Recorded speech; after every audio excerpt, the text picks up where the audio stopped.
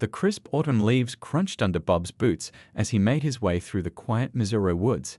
It was just like any other hunting morning, the kind he'd experienced hundreds of times before. The sun was barely peeking through the trees, creating dancing shadows on the forest floor, and his breath formed little clouds in the chilly morning air. Bob had been hunting in these woods for over 20 years. He knew every trail, every creek, and just about every tree worth knowing. His dad had taught him to hunt here, and he planned to teach his own kids someday. But today was going to be different. Sometimes life has other plans, the kind that change everything. He'd spotted some promising deer tracks earlier and was following them deeper into the forest. The tracks were fresh, probably from early morning, and Bob felt good about his chances. He'd promised his wife he'd bring home some venison for their winter storage, and he didn't like breaking promises. The forest was quiet that morning, quieter than usual. The only sounds were the occasional bird calls and the whisper of wind through the leaves. Bob liked these peaceful moments. They reminded him why he loved hunting.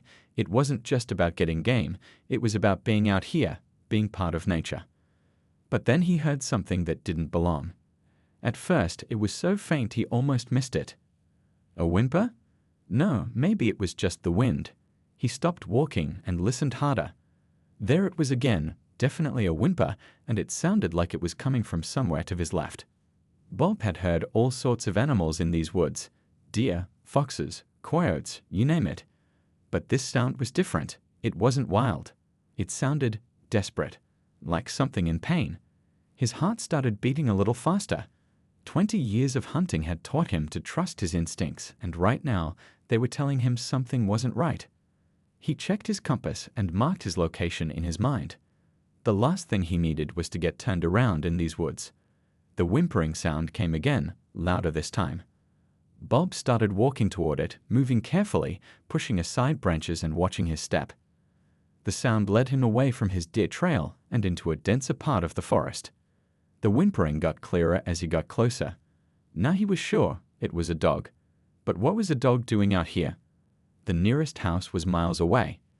This part of the woods wasn't exactly a popular hiking spot either. Something in his gut told him this wasn't good. He rounded a thick cluster of oak trees, and that's when he saw it. The sight made him stop dead in his tracks. There, tied to a massive oak tree, was a German Shepherd. The rope around its neck was dirty and frayed, like it had been there for a long time. The dog's ribs were showing through its matted fur, and empty food cans were scattered around the tree. The dog noticed him and tried to stand up, but it was too weak. Still, its tail wagged slightly, just a tiny bit of movement that broke Bob's heart. He'd seen some tough things in his life, but this was different. This wasn't nature being cruel. This was human cruelty, plain and simple. "Hey there, buddy," Bob said softly, keeping his voice calm and gentle. He slowly set down his rifle and pulled off his backpack. The dog watched his every move but didn't show any fear, just a tired kind of hope. Bob could see in its eyes that it hadn't given up, even after everything it had been through. Around the tree, Bob noticed more details that made his blood boil. There were paw prints in the mud, lots of them, showing how the dog had worn a circular path around the tree. Someone had been coming here to feed it occasionally. The food cans proved that, but they'd left it tied up, alone, in the middle of nowhere. As he got closer, talking softly the whole time, he could see the dog was wearing a collar under the rope. This wasn't some stray. This was somebody's pet. Or at least it had been. The thought of someone doing this deliberately made his hands shake with anger.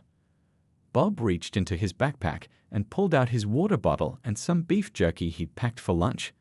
The dog's eyes followed his every movement. He held out the jerky, and the dog sniffed the air weakly.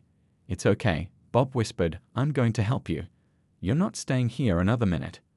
The morning that had started as a regular hunting trip had turned into something completely different. Bob didn't know it yet, but his discovery was just the beginning of a much bigger story. As he worked to free the dog from its rope prison, he had no idea that this moment would lead to uncovering something far worse hidden in these peaceful woods. What Bob found next would not only change his life, but would also bring to light a dark secret that had been hiding in these woods for months. But for now, his entire world had narrowed down to one simple task: helping this brave dog that had somehow kept hope alive through its terrible ordeal. Bob knelt down in the damp leaves, his heart heavy as he got a closer look at the German Shepherd. The poor thing's fur was so matted it looked like it hadn't been brushed in months. Leaves and small twigs were tangled in its coat, and Bob could see patches where the fur had gotten so knotted it had pulled away from the skin. But what really got to him was how the dog looked at him. There wasn't an ounce of meanness in those eyes, just tiredness and hope. "Let's get you some water first, buddy," Bob said softly, pulling out his water bottle. He cupped his hand and poured a little water into it, holding it out. The dog sniffed cautiously, then started lapping up the water with a desperate thirst. Bob had to stop after a few handfuls. He knew giving too much water too fast could make a starving animal sick. The beef jerky was next. Bob tore it into tiny pieces, offering them one at a time. The dog took each piece so gently, like it was afraid Bob would change his mind. "Good boy," Bob kept saying, his voice getting thick with emotion. "You're such a good boy." As the dog ate, Bob studied the area around the tree more carefully. The rope wasn't just tied. It was knotted multiple times, like whoever did this really wanted to make sure the dog couldn't get loose. The ground around the tree was worn bare from the dog pacing in circles, probably for weeks or even months. Bob noticed something else too. Deeper in the leaves were what looked like old dog food cans, their labels faded by rain and sun. "Someone's been coming out here to feed you," Bob said, more to himself than the dog. "But why leave you tied up like this? What kind of person does that?" The dog looked up at him, still chewing the last bit of jerky, and Bob noticed something else. The dog's eyes were cloudy, like it might have some kind of infection. Bob reached slowly for his hunting knife, talking the whole time so he wouldn't startle the dog. "Okay, buddy, let's get this rope off you. Just stay still for me." The rope was thick and weathered, and it took some careful sawing to cut through it. The whole time, Bob kept glancing at the dog's collar, hoping to find a tag, but it looked like it had been removed. When the rope finally gave way, the dog seemed almost confused by its freedom. It stood up shakily, its legs trembling from weakness. That's when Bob saw just how bad things were. The dog's ribs weren't just showing, they were sticking out like coat hangers. Its back was swayed, and its normally thick coat hung in sad, dirty clumps. "Can you walk, boy?" Bob asked, standing up slowly. The dog took a few wobbly steps, then looked back at Bob as if asking if it was doing the right thing. "That's it," Bob encouraged. "Come on, we're getting out of here." Bob gathered up his gear, but left the cut rope where it lay. Part of him wanted to take it as evidence, but he couldn't bear to touch the thing that had caused so much suffering. He started walking slowly, and the dog followed, stopping every few steps to rest. Bob didn't rush it. His truck was about 2 miles away, and he knew this was going to be a long walk. As they walked, Bob kept talking, partly to encourage the dog and partly to keep his own anger in check. He'd seen some ugly things in his life, but this was different. This was calculated cruelty. Someone had deliberately brought this dog out here, tied it up, and left it to suffer. Sure, they'd brought food occasionally, but that almost made it worse. They knew the dog was here, knew it was suffering, and still left it tied to that tree. Every few minutes, Bob would stop and offer more water and tiny bits of jerky. The dog never strayed more than a few feet from him, like it was afraid Bob might disappear. Its walking got a little stronger as they went, but Bob could see how every step was an effort. About halfway to the truck, they came to a small stream. Bob figured this was as good a place as any for a real rest. He sat down on a fallen log and patted the ground beside him. The dog practically collapsed at his feet, panting from the effort of the walk. While they rested, Bob noticed something else. The dog's belly seemed oddly swollen compared to the rest of its thin body. "What happened to you, boy?" Bob wondered aloud, gently running his hand over the dog's head. "Don't worry, we're going to get you to someone who can help. I promise you that." The dog leaned against his leg, and Bob felt a lump form in his throat. Despite everything this animal had been through, it still trusted enough to show affection. As they sat there by the stream, Bob pulled out his phone. No signal, as usual in these woods, but he wanted to take some pictures of the dog's condition. He had a feeling they might be needed later. He also made a mental note of exactly where he'd found the dog. Something about this whole situation felt wrong, more wrong than just one abandoned dog. His gut was telling him there was more to this story. The rest of the walk to the truck was slow but steady. The dog seemed to know they were heading toward help, pushing on even when Bob could see how tired it was. When they finally reached Bob's pickup, he had to lift the dog into the passenger seat. It was too weak to jump up on its own. As Bob started the engine, the dog leaned against the door, its eyes already dropping with exhaustion. But there was something different about it now, a kind of peace that hadn't been there before. It knew it was safe. Bob reached over and patted its head gently. "First stop, buddy, we're getting you to a vet. Then we're going to figure out exactly what's going on in those woods." What Bob didn't know then was that his discovery that morning was about to uncover something much bigger and much darker than a single abandoned dog. The mystery of why this dog was left in the woods was about to lead him down a path he never expected, and the truth would turn out to be more heartbreaking than he could imagine. The drive into town felt longer than usual to Bob. Every few minutes, he'd glance over at the German Shepherd, who had fallen into an exhausted sleep against the passenger door.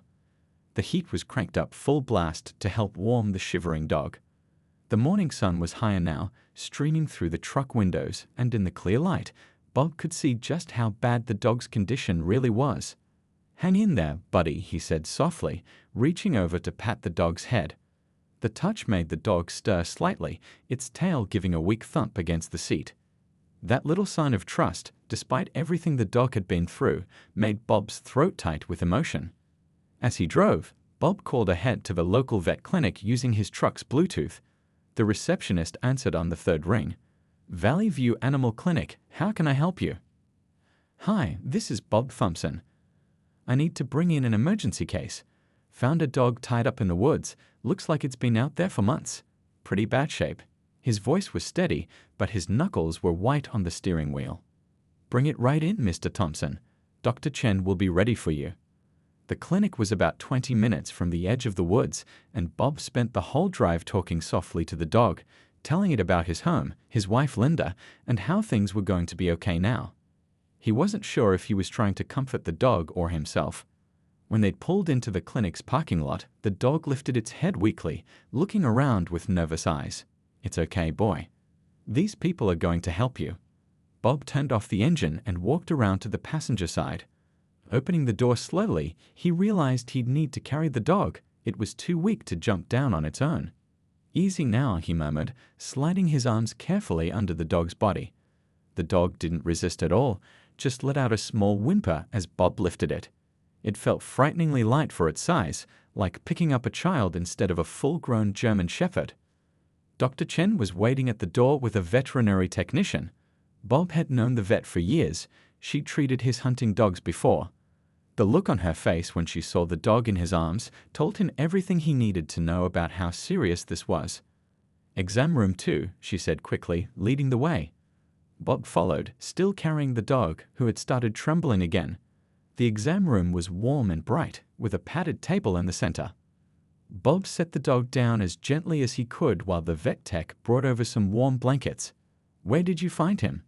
Dr. Chen asked, already starting her examination. Her hands moved quickly but gently over the dog's body. Bob told her everything, about hearing the whimper, finding the dog tied to the tree, the scattered food cans, everything. As he talked, Dr. Chen's face grew more serious. She checked the dog's gums, its eyes, felt along its ribcage, and then paused when she got to its belly. "This is concerning," she said, pressing gently on the dog's abdomen. "The swelling here isn't normal." She pulled out a handheld scanner and ran it over the dog's neck. "Good news. There's a microchip. Let's see what we can learn about this poor fellow." While the vet tech went to run the chip number, Dr. Chen continued her examination. "He's severely malnourished, dehydrated, and has several infections. The eye infection is particularly bad. We'll need to treat that right away. But what really concerns me is this abdominal swelling. We'll need to do some x-rays." Bob nodded, his hand resting gently on the dog's head. "Whatever he needs, Doc. I'll cover it." The vet tech came back with some information from the microchip. "His name is Bear," she said, reading from her tablet. "He was registered to a family in Springfield, but the phone number's disconnected." "Bear," Bob repeated softly, and the dog's ears twitched at the sound of his name. "Good boy, Bear." Dr. Chen was already preparing for the x-rays. Mr. Thompson, we'll need about an hour to run these tests and start treatment. You can wait in the lobby if you'd like. Bob looked down at Bear, who was looking back at him with those trusting eyes. I'll stay. I promised him he wouldn't be alone anymore. The next hour was a blur of activity. They took Bear for x-rays, started him on IV fluids, and began cleaning some of his wounds. Through it all, Bob stayed nearby, talking softly to Bear whenever he seemed scared.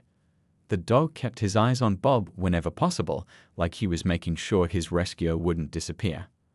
When Dr. Chen came back with the x-rays, her face was grim. Mr. Thompson, there's something you need to see. She put the images up on a lightboard, and Bob's heart sank as she began to explain what they were looking at. What she showed him would turn this rescue into something much bigger than just one abandoned dog. The truth hidden in those x-rays would lead Bob to uncover a story more heartbreaking than he could have imagined, and it would set in motion a chain of events that would change not just Bear's life, but the lives of many other animals hidden away in those woods. But for now, all Bob could think about was the brave dog in front of him, finally safe and getting the care he desperately needed. Dr. Chen pointed to several spots on the X-ray images glowing on the lightboard. Bob leaned in closer, trying to make sense of the shadowy shapes. He'd seen plenty of X-rays before, of his own broken arm years ago, of his hunting dog's hips, but these were different. There was something about the way Dr. Chen's finger trembled slightly as she pointed that made his stomach tighten. You see these areas here? She said quietly, circling a section with her finger.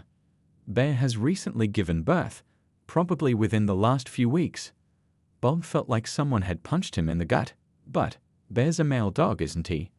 Dr. Chen shook her head slowly. No, Mr. Thompson. Bear is a female, and from what I can see here, she's had at least 2 litters recently. The swelling in her abdomen, it's from milk production. She's still trying to nurse puppies that aren't there anymore. Bob had to sit down. The chair behind him creaked as he dropped into it, his mind racing. Bear was watching him from the exam table, her eyes never leaving his face. Now that he knew, he could see the truth of it, the gentleness in her face, the worry in her eyes. She wasn't just a dog who'd been abandoned. She was a mother who'd been separated from her puppies. How long ago? He managed to ask. The most recent litter. Based on these x-rays and her physical condition, I'd say 2 to 3 weeks at most. And there are signs of an earlier pregnancy too, probably a few months before that. Dr. Chen's voice was professional, but Bob could hear the anger underneath it. Whoever did this was using her for breeding. The pieces started falling into place in Bob's mind, the remote location, the occasional feeding, the removal of her ID tags, but not her microchip. They were keeping her out there as a breeding dog, he said, his voice rough with emotion. Tied to that tree between litters. Dr. Chen nodded grimly. It's not uncommon in puppy mill operations. They keep the mother dogs in horrible conditions, take the puppies to sell, then breed them again as soon as possible. But I've never seen one quite this cruel, keeping her tied to a tree in the woods. Bob stood up suddenly, startling both Dr. Chen and Bear. The puppies might still be out there. Her latest litter, they might be somewhere in those woods. That's why they were still bringing her food, why they didn't just abandon her completely. They're keeping her alive to feed puppies somewhere nearby. The vet's eyes widened as she considered this. If they are out there, they'd need their mother. At 2 to 3 weeks old, puppies are still completely dependent on their mother's milk. Without her, Bob didn't need her to finish that sentence. He pulled out his phone and opened his Maps app, marking the exact spot where he'd found Bear. I need to make some calls. We need help. Police, animal control, somebody who can help us search those woods properly. I'll call the county animal control office, Dr. Chen said, already reaching for her office phone. They've dealt with puppy mill cases before. And Mr. Thompson, we should document everything. Take pictures of Bear's condition, get all her test results together. If we find what I think we're going to find out there, we'll need evidence. Bob looked at Bear, who was starting to doze off as the IV fluids and pain medication began to take effect. Even now, exhausted and hurt, there was a sadness in her face that made sense to him now, the sadness of a mother separated from her babies. We'll need to keep Bear here for treatment, Dr. Chen continued, her voice softer now. She's severely dehydrated, malnourished, and those infections need immediate attention. "But Mr. Thompson, if there are puppies out there—" "I know," Bob said, already pulling his coat back on. "Every minute counts. I'll call my friend Tom at the sheriff's office on my way back out there. He can bring some deputies to help search. Those woods are big, but whoever did this had to have some kind of access point for bringing food. We'll find them." Before he left, Bob went over to Bear and gently stroked her head. Her eyes opened slightly, and that same look of trust was there. "I'm going to find them, girl," he whispered. "I promise you that. You just rest and get better." As he drove back toward the woods, Bob's truck cab felt emptier without Bear beside him. But his mind was racing, planning the search, thinking about where someone might hide a puppy mill operation in the vast forest. The morning's events kept replaying in his head: the whimper that led him to Bear, the scattered food cans, the one circle around the tree.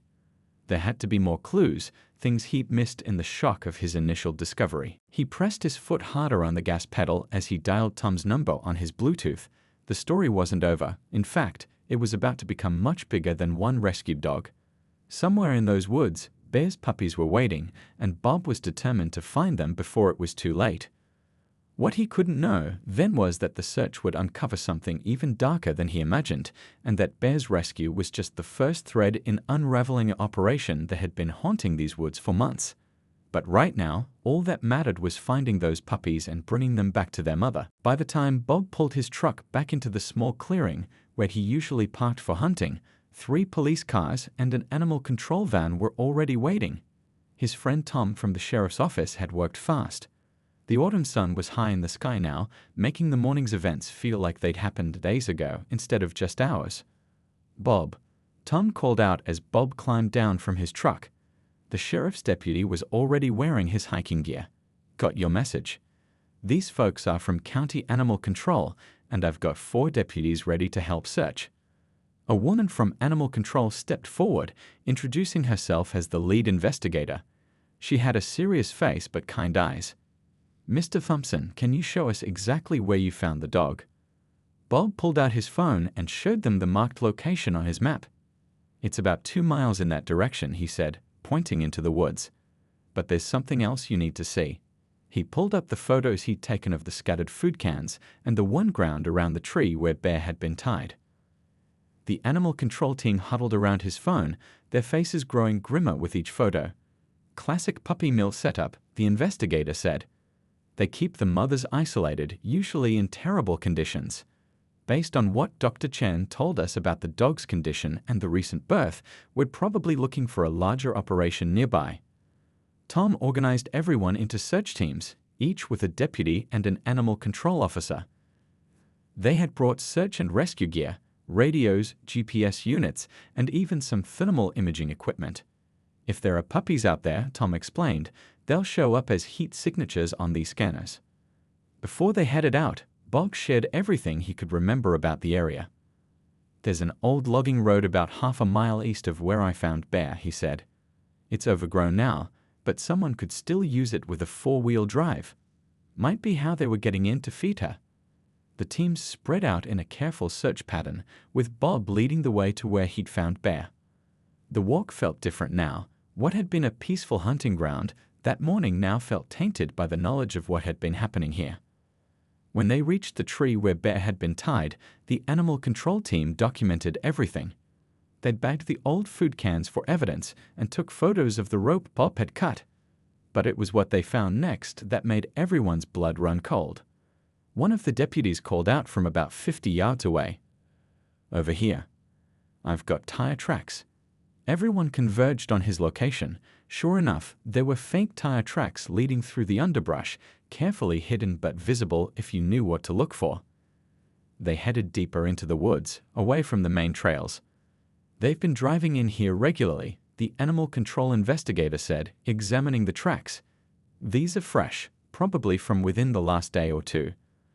They followed the tracks carefully, marking their route on GPS. After about a quarter mile, they started hearing sounds, faint at first, but growing clearer as they got closer. Dog barks, whimpers, and then, unmistakably, the sound of puppies crying. Bob's heart started pounding. The animal control team moved forward first, hands on their radios, ready to call for backup. As they'd pushed through a thick stand of trees, they'd found what they were looking for. Hidden in a small clearing was a makeshift structure, really just a collection of tarps stretched between trees, covering what looked like rows of cages. The smell hit them first, the unmistakable odor of too many dogs kept in too small a space. "Nobody move," the lead investigator said quietly. "We need to document everything exactly as we found it." Under the tarps, they found more than they'd expected. There were 3 adult female German Shepherds in separate cages, all in various stages of pregnancy or nursing. And in a larger pen, partially hidden under one of the tarps, were 7 puppies, tiny, squirming things that couldn't have been more than a few weeks old. "These must be Bear's puppies," Bob said, his voice thick with emotion. The puppies were thin and dirty but alive. They were huddled together for warmth, whimpering weakly. The animal control team worked quickly but carefully, photographing everything before they started removing the dogs. The adult dogs were terrified but didn't resist when they were led out of their cages. They'd been beaten down by their circumstances, just like Bear had been. The puppies were another story. They were weak from hunger but still had some fight in them. Each one was carefully wrapped in warm blankets and placed in special carriers. "They need to get to the vet clinic right away," the investigator said. "They're dehydrated and probably haven't eaten properly since their mother was taken away." As they worked, Tom walked the perimeter of the site with his deputies, finding more evidence, receipts for dog food, breeding records scribbled in a waterproof notebook, even some old photographs of previous litters. Everything was carefully bagged and documented. Bob stood watching as the puppies were loaded into the animal control van, his mind going back to Bear at the vet clinic. "They'll need their mother," he said to the investigator, "and she needs them." She nodded. "We'll take them straight to Dr. Chen's clinic. But Mr. Thompson, this isn't over. Whoever's running this operation will be back. They've got money invested here. We'll need to set up surveillance." Looking at the miserable conditions these dogs had been kept in, Bob felt a mix of emotions: relief that they'd found the puppies in time, anger at the people who could do this, and determination to see this through to the end. What they'd uncovered was bigger than just one operation. It was part of a larger problem that had been plaguing the area for months. But right now, all Bob could think about was getting those puppies back to Bear and making sure nothing like this ever happened in his woods again. The reunion between Bear and her puppies at Dr. Chen's clinic brought tears to everyone's eyes. Despite her weakness, Bear's whole body wiggled with joy when her puppies were brought in. She started cleaning them immediately, counting them with her nose, making sure each one was there. The puppies, tired and hungry but alive, snuggled against their mother and began to nurse. "This is exactly what they all need," Dr. Chen said softly, watching the family reunion. "The puppies need their mother's milk, and nursing them will help Bear recover too." She turned to Bob, who hadn't left the clinic since bringing the puppies in. "You did it, Mr. Thompson. You saved them all." But the work was far from over. While Bear and her puppies began their recovery, along with the other rescued dogs, the police and animal control teams were building their case. The evidence they'd gathered from the woods told a disturbing story. The breeding operation had been running for at least a year. The notebook they'd found contained detailed records, dates of births, sales prices, even customer information. The people behind this weren't amateurs. They knew exactly what they were doing. They'd been selling the puppies for thousands of dollars each, advertising them as purebred German Shepherds from champion lines. Tom, Bob's friend from the sheriff's office, stopped by the clinic later that evening with an update. "We've got cameras set up all around that site," he said. "Sooner or later, they'll come back to check on their operation, and when they do, we'll be waiting." They didn't have to wait long. 2 days later, just before dawn, 2 men drove up the old logging road in a beaten-up pickup truck. They were carrying bags of dog food and what looked like veterinary supplies. The sheriff's deputies were ready. The arrest was quick and clean. The men were so surprised to find law enforcement waiting for them that they didn't even try to run. When they were questioned, they started pointing fingers at each other, and soon the whole operation began to unravel. It turned out the puppy mill was part of a larger network. The men had been working for a bigger organization that ran similar operations in 3 states. They'd choose remote locations, set up their cruel breeding operations, and sell the puppies through fake websites and social media posts. Back at the clinic, none of this mattered to Bear. Her world had shrunk down to the warm blanket-lined pen where she lay with her puppies. Dr. Chen had set up a special area for them, complete with heat lamps and plenty of soft bedding. The other rescued dogs were in nearby pens, all getting the care they desperately needed. Bob visited every day. He'd sit beside Bear's pen, sometimes for hours, just watching her with her puppies. She was getting stronger every day. The infection in her eyes was clearing up, and she was putting on weight. The horrible mats in her fur had been carefully shaved away, and new, healthy fur was starting to grow back. The change in her is amazing, Dr. Chen told Bob about a week after the rescue. She's not just physically healing, she's emotionally healing too. Having her puppies back, being safe and cared for. It's like she's becoming the dog she was always meant to be. The puppies were thriving too. There were 7 of them, 4 boys and 3 girls, and each one had their own personality. They were getting pudgy and playful, starting to waddle around their pen on wobbly legs. Bear watched them constantly, her tail wagging every time one of them did something new. The story of the rescue made the local news, then the state news, and finally even some national outlets picked it up. People were outraged by the cruelty of the puppy mill operation, but they were also moved by the story of the hunter who'd followed a whimper in the woods and ended up uncovering the whole thing. The publicity had an unexpected benefit. It helped law enforcement track down more of the puppy mill network. Tips started coming in from people who'd bought puppies from similar operations, and gradually, the whole criminal enterprise began to fall apart. One morning, about 2 weeks after the rescue, Bob arrived at the clinic to find Dr. Chen grinning. "The test results just came back," she said. "All the dogs are free of serious diseases. Once the puppies are weaned, they'll all be ready for adoption." Bob nodded, but his eyes were on Bear. She was lying in her pen, feeding her puppies as usual, but now she looked up when he came in, her tail thumping against the blankets in greeting. She was looking more like a proper German shepherd every day. Her coat was growing back thick and shiny, and her eyes were clear and bright. "About that," Bob said slowly. "I've been talking with my wife, Linda. We've been thinking. Bear's been through so much. She deserves a home where she'll never have to worry about anything ever again." Dr. Chen's smile got even bigger. "Are you saying what I think you're saying, Mr. Thompson?" "Well," Bob said, reaching down to scratch Bear's ears, "our house has been feeling pretty empty since our old dog passed away last year. And Bear here, she's special. Once her puppies are weaned and ready for their own homes, we'd like to adopt her." As if she understood, Bear looked up at Bob and gave his hand a gentle lick. Her puppies, full and content, were falling asleep against her belly. Through the clinic window, the autumn sun was shining, making everything look bright and new. The nightmare in the woods was over, and a new chapter was about to begin. 1 year later, Bob stood in his backyard, watching Bear chase butterflies in the autumn sunshine. You'd never know, looking at her now, what she'd been through.